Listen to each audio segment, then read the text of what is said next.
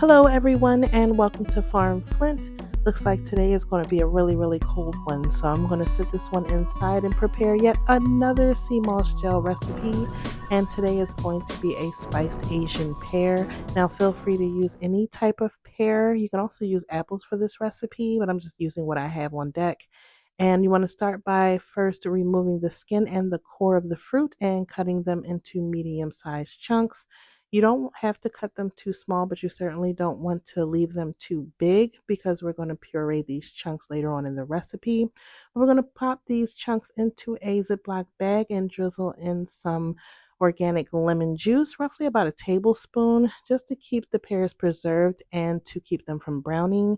And then we're going to work with our three spices here. We have an organic Ceylon cinnamon powder, organic ginger powder, and organic nutmeg powder. And we're going to start by adding in a half a teaspoon of the cinnamon, half a teaspoon of the ginger, and a quarter teaspoon of the nutmeg, adding in a quarter cup of organic coconut palm sugar just to give a light sweetness. And we're going to add 2 tablespoons of my homemade vanilla extract, fancy.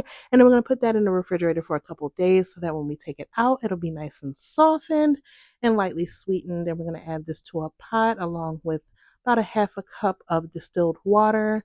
We're going to add about 2 tablespoons of amber agave nectar and 8 ounces of Jamaican sea moss gel. We're going to put this on a low to medium heat for about 20 minutes, allow it to cool, and then we're going to blend this for about 30 seconds into a puree, and then we're going to add this to our mason jars. I'm using 8-ounce mason jars, and you're going to pour that into there. Add that into the refrigerator.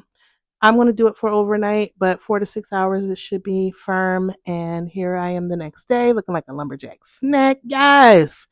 And eat perfect for the winter season. Those spices are going to warm you right up.